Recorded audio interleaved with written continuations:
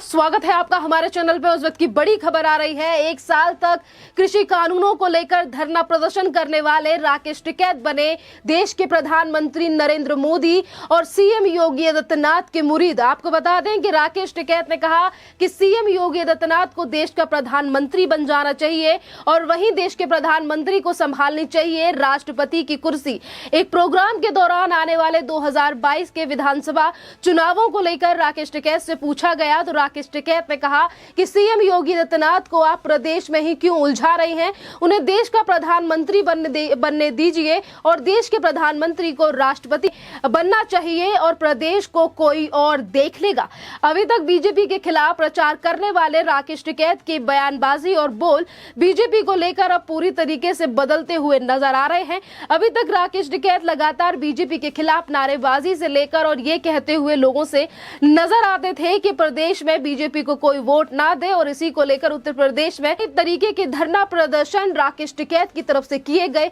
पर आज जैसे जैसे 2022 के चुनाव उत्तर प्रदेश में करीब आ रहे हैं, राकेश टिकैत की बोली भाषा अलग ही तरीके से चीजों को बयां कर रही है और राकेश टिकैत ये कह रहे हैं कि सीएम योगी आदित्यनाथ को प्रधानमंत्री बन जाना चाहिए, उन्हें प्रदेश में क्यों फंसा रहे हैं। और ये बात राकेश टिकैत ने एक इंटरव्यू के दौरान कही है जब पत्रकारों की तरफ से 2022 के चुनावों को लेकर सवाल पूछा गया राकेश टिकैत से। आपको बता दें कि जिस तरीके की बयानबाजी आज राकेश टिकैत की तरफ से की गई है, इसको लेकर लगातार जनता की तरफ से अब सवाल उठ रहे हैं कि राकेश टिकैत को आखिरकार किन चीजों का डर है और आखिरकार राकेश टिकैत ने इस तरीके से जो बयानबाजी है वो राकेश टिकैत की क्यों बदल गई और इतना ज्यादा प्यार और जो मुरीद हो गए हैं राकेश टिकैत देश के प्रधानमंत्री नरेंद्र मोदी की और सीएम योगी आदित्यनाथ के, इसके पीछे का राज है क्या। इसी के साथ आपको बता दें कि अखिलेश यादव की तरफ से भी इसी तरीके की टिप्पणी आज एक कॉन्क्लेव यानी कि एक इंटरव्यू के दौरान की गई। उसमें भी अखिलेश यादव ने कहा था कि इस बार अगर सीएम योगी आदित्यनाथ उत्तर प्रदेश के मुख्यमंत्री बनते हैं तो वो आगे चलकर पीएम पद के उम्मीदवार होंगे। और अखिलेश यादव के लिए भी एक बड़ा झटका है ये जो बोली भाषा का इस्तेमाल आज किया गया है राकेश टिकैत की तरफ से, क्योंकि अभी दिसंबर के महीने में अखिलेश यादव की तरफ से भी ऑफर दिया गया था किसान नेता राकेश टिकैत के लिए और कहा गया था कि अगर राकेश टिकैत चुनाव लड़ना चाहते हैं समाजवादी पार्टी की तरफ से तो हम उनका स्वागत करते हैं। और उस वक्त पे भी राकेश टिकैत ने मना कर दिया था और कहा था कि मैं अभी चुनाव लड़ने के मूड में नहीं हूं और मैं किसी भी पार्टी के साथ नहीं जा रहा हूं। और इसी तरीके की बोली नजर आई कल राकेश टिकैत की इस इंटरव्यू के दौरान। अभी तक राकेश टिकैत वेस्ट बंगाल से लेकर बिहार में कई जगहों पर बीजेपी के खिलाफ धरना प्रदर्शन करते हुए नजर आए। जहां तक कि राकेश टिकैत की तरफ से वेस्ट बंगाल में जिस वक्त पे विधानसभा के चुनाव 2021 में हुए, राकेश टिकैत ने कहा कि कोई भी बीजेपी के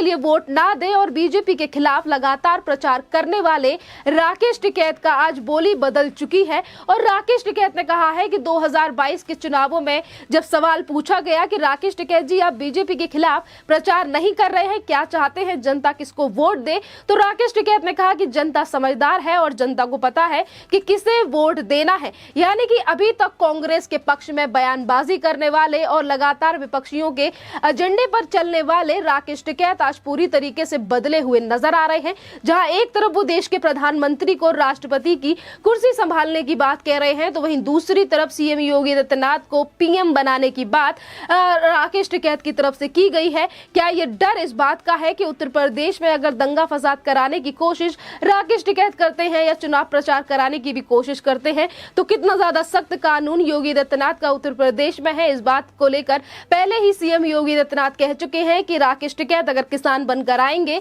तो उसका स्वागत करेंगे और अगर दंगा फसाद कराने की कोशिश की तो फिर प्रशासन उसके लिए पहले से ही तैयारी करके बैठा है। और राकेश टिकैत ने कई बार उत्तर प्रदेश में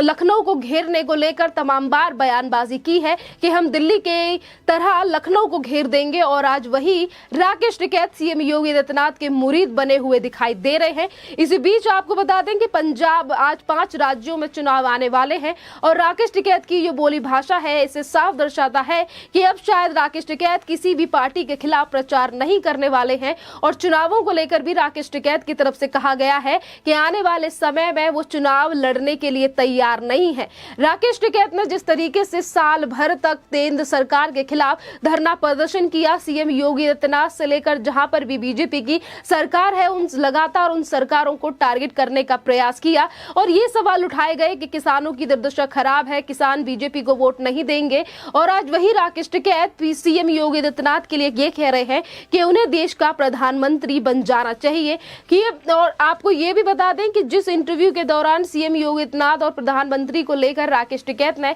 इस तरीके की टिप्पणी की गई, वहां पर लोगों की तरफ से राकेश टिकैत के इस बयान को लेकर काफी ज्यादा तालियां भी बजी और यही एक बड़ा कारण है कि जहां पर राकेश टिकैत ने ज्यादा चीजों का इस्तेमाल ना करते हुए, ज्यादा शब्दों का इस्तेमाल ना करते हुए उन्होंने सिर्फ ये कहा कि मैं किसी भी पार्टी के साथ नहीं हूं और आने वाले समय में मैं चुनाव भी नहीं लड़ना चाहता। जिस चुनाव नहीं लड़ना चाहते मतलब जहां एक तरफ कांग्रेस से लेकर समाजवादी पार्टी और कई ऐसी पार्टियां जो लगातार राकेश टिकैत को अपनी पार्टी में शामिल करने का प्रयास कर रही थी और आज वही राकेश टिकैत देश के प्रधानमंत्री और सीएम योगी आदित्यनाथ को लेकर लगातार बढ़ाई कर रहे हैं कि ये कुर्सी उन्हें संभाल देनी चाहिए, देश के प्रधानमंत्री बन जाना चाहिए। और अभी तक यही राकेश टिकैत थे जो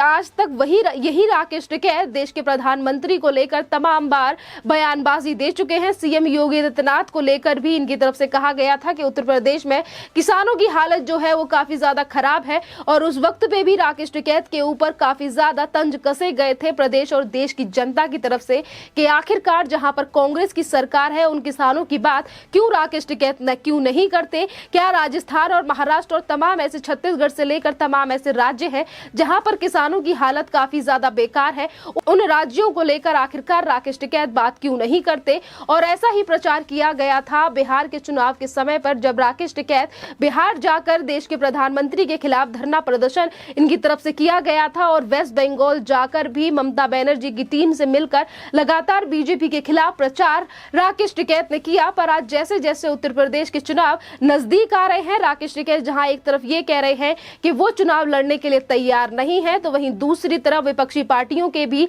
लिए बयानबाजी नहीं कर रहे हैं राकेश टिकैत। जो अभी तक आपको बता दें कि अभी तक ये जो आंदोलन एक साल तक दिल्ली के चारों बॉर्डरों पर चला, इसको लेकर तमाम खुलासे हुए कि कैसे आईएसआई से लेकर खालिस्तानी और कांग्रेस के फंडिंग पर यह आंदोलन चले। और आज वही राकेश टिकैत कांग्रेस के साथ खड़े हुए नहीं दिखाई दे रहे हैं क्योंकि जब भी कांग्रेस को लेकर राकेश टिकैत से सवाल पूछा गया है तो राकेश टिकैत ने कहा है कि हमारा और कांग्रेस का कोई लेना देना नहीं है। क्या राकेश टिकैत अब कांग्रेस में कोई फूट पड़ चुकी है या फिर कौन सी वो बातें हैं जिसको लेकर आज राकेश टिकैत पूरी तरीके से बदले हुए नजर आ रहे हैं और देश के प्रधानमंत्री और उत्तर प्रदेश के मुख्यमंत्री सीएम योगी आदित्यनाथ के लिए इस तरीके से वो फूल भरे शब्द बोल रहे हैं और मुरीद बने हुए दिखाई दे रहे हैं देश के प्रधानमंत्री और सीएम योगी आदित्यनाथ के। आपको बता दें कि 2022 के चुनावों को लेकर पहले से अगर विपक्षी पार्टियों की बात भी करें तो विपक्षी पार्टियां पहले से ही हार मान चुकी हैं। जहां अखिलेश यादव लगातार कैंपेन को लेकर ये बात कहते हैं कि उनके पास